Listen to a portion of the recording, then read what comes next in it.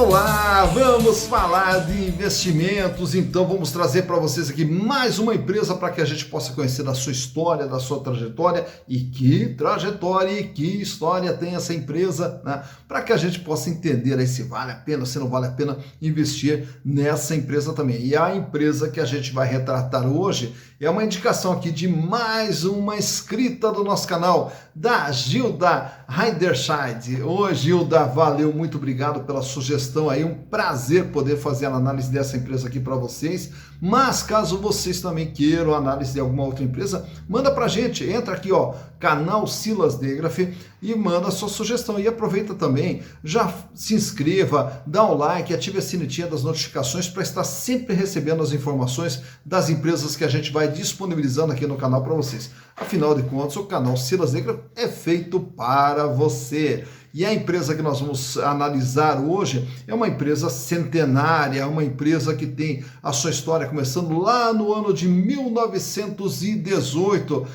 depois da chegada do Gregório Iosp. Vamos tratar da Iosp Maxion S.A., né? Então vamos já deixar claro aqui qual a empresa que a gente vai retratar, Iosp Maxion S.A. Então a história da Iosp Maxion, ela começa lá em 1918, com a chegada lá do Gregório Iosp, que veio da Rússia tentar a vida aqui no Brasil. Primeiro ele teve uma passagem lá pela Argentina, daí acabou vindo para o Brasil, especificamente para o Rio Grande do Sul.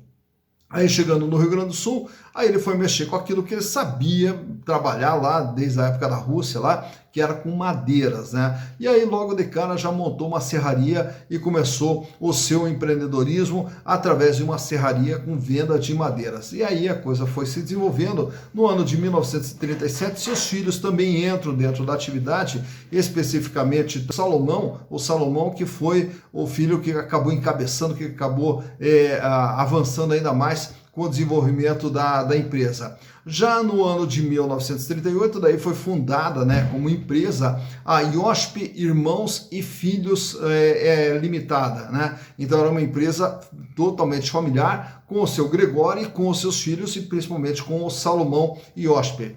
E a partir de 1956, aí passa também a trabalhar com fruticultura, principalmente com a produção de maçãs, de pêssegos e de ervilhas, e aí produzia todos esses produtos e vendia como conservas. Então, aí já sai da serraria, vai para a fruticultura. Já no ano de 1956, aí eles pegam a representação da Massey. A Massey era uma indústria de tratores e implementos agrícolas, e pegaram a representação da Massey lá para o Rio Grande do Sul.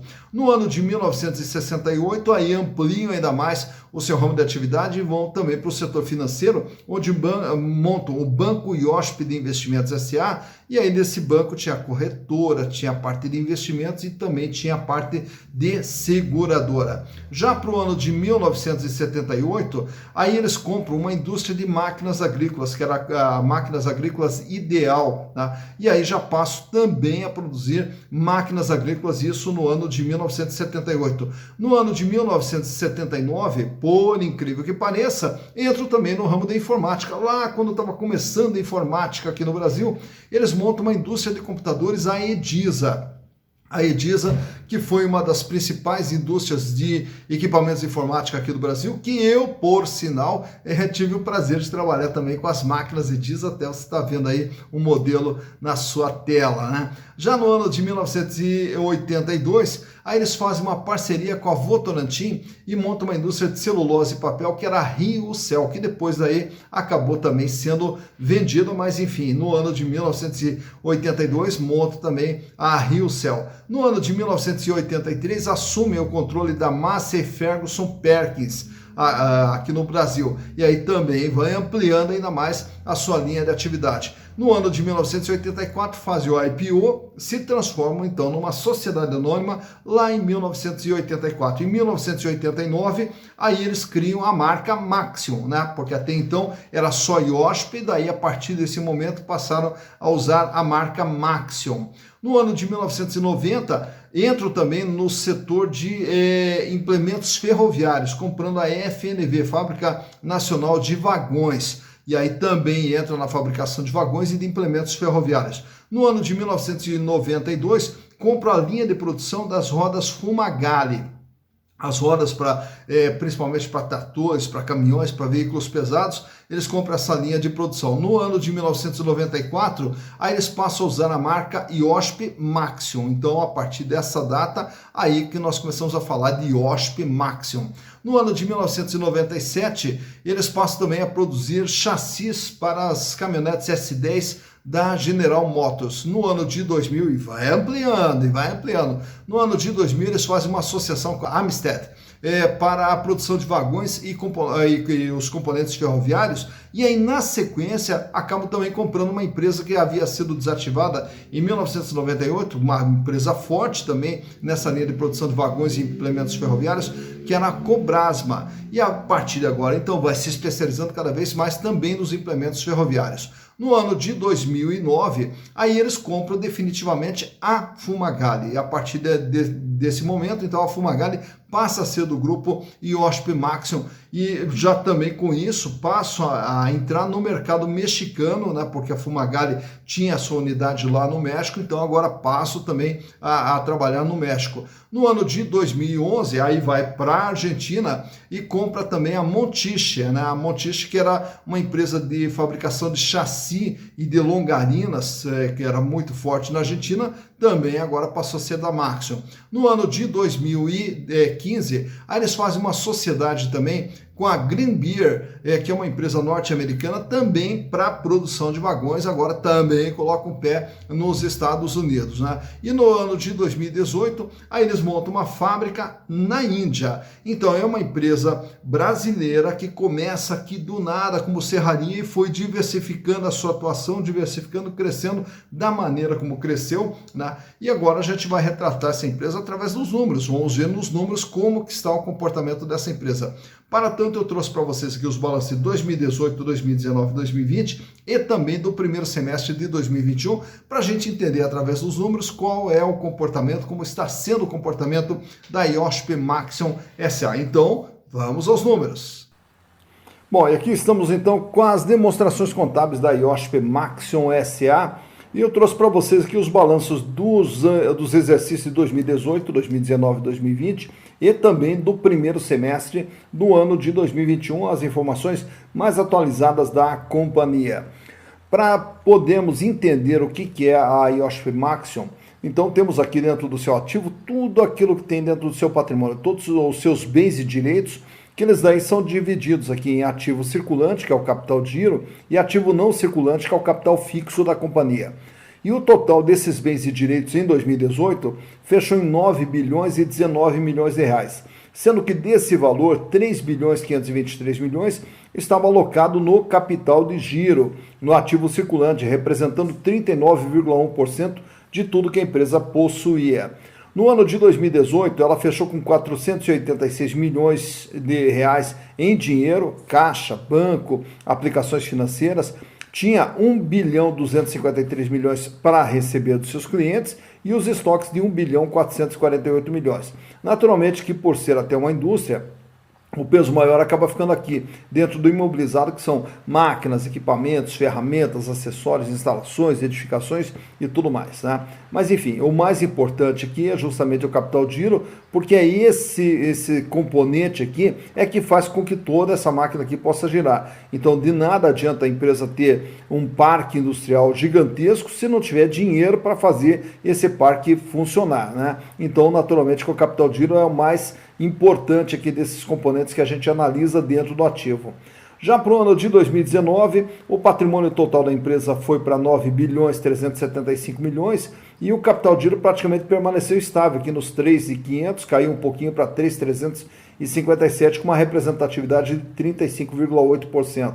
Aumentou um pouquinho o volume de dinheiro em caixa, 646 milhões, diminuiu um pouco aqui o contas a receber para 1 bilhão e 29 e também diminuíram os seus estoques para 1 bilhão 328.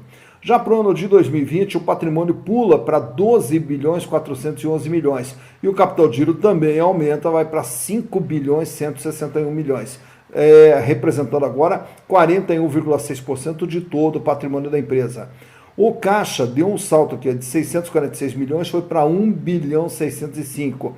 O contas a receber também aumentou para 1 bilhão 405 e os estoques também aumentaram para 1 bilhão 748. Então, em pleno ano da pandemia, a empresa reforçou aqui o seu capital de giro.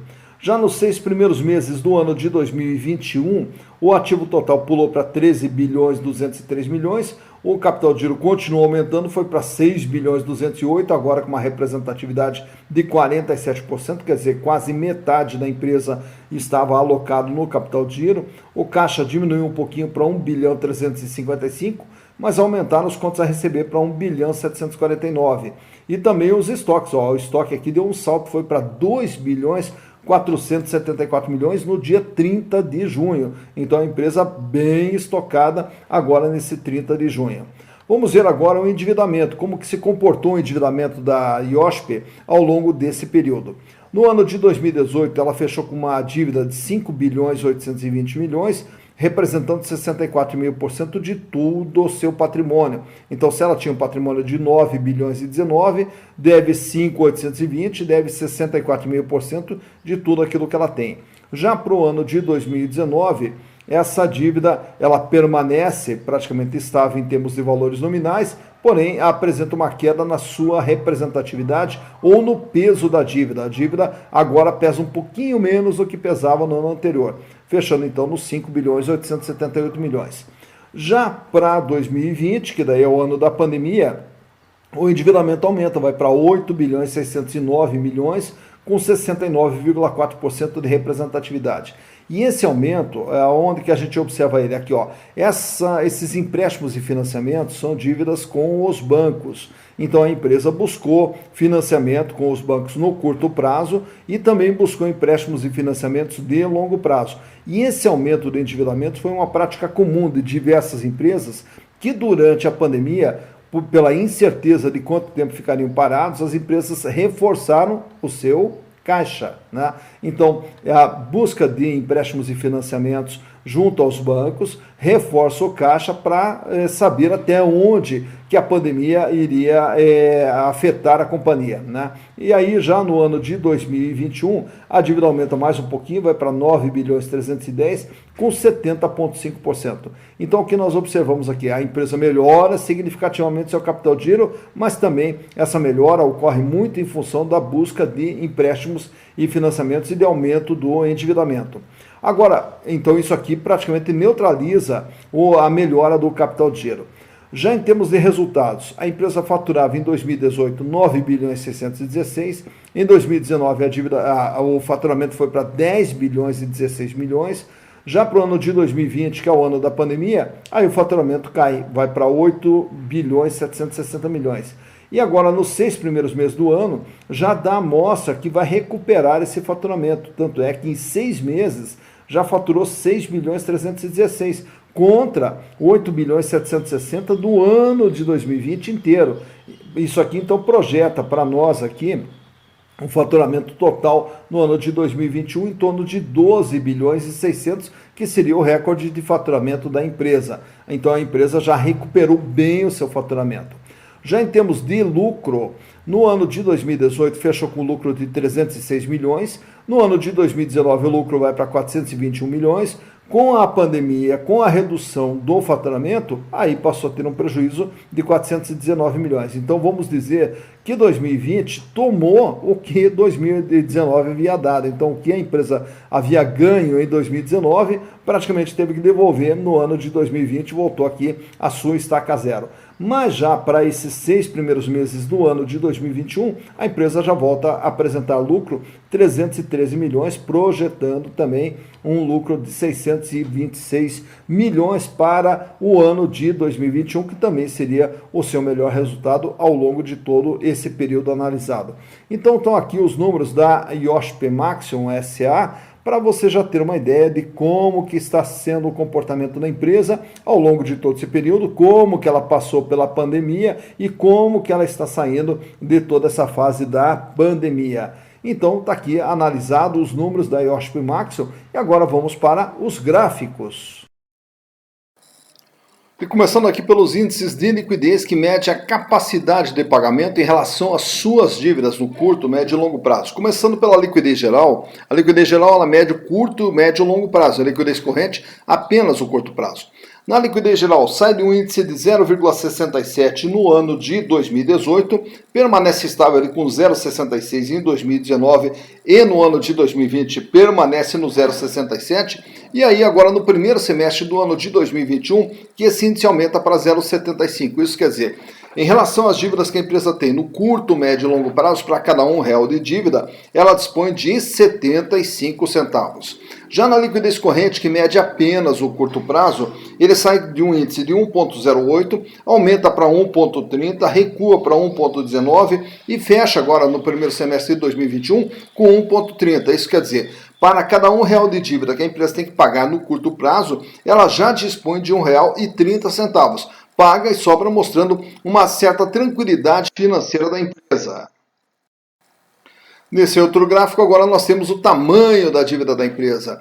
Ela sai no ano de 2018 com 64,5%, recua para 62,7%, aumenta para 69,4% e mais uma ligeira alta, fechando em 70,5%. Isso quer dizer, de todo o patrimônio da empresa, ela deve 70,5%. Então, de tudo aquilo que ela tem, ela deve 70,50%. E temos agora os índices de rentabilidade, o quanto que a empresa ganha, começando ali pela margem líquida, quanto que ela ganha em relação àquilo que ela vende. Ele sai de um índice de 3,18%, aumenta para 4,2%, e aí no ano de 2020 fechou com prejuízo, então a margem negativa de 4,8%. Já no primeiro semestre de 2021 recupera, fechando com 4,9% positivo. Já as outras três barrinhas que nós temos ali, rentabilidade do ativo, quanto ela ganha em relação ao investimento feito dentro da empresa. Sai de 3,4%, aumenta para 4,5%, e no ano de 2020 que fechou com prejuízo, então a margem fica negativa, a rentabilidade do ativo negativa em 3,3%.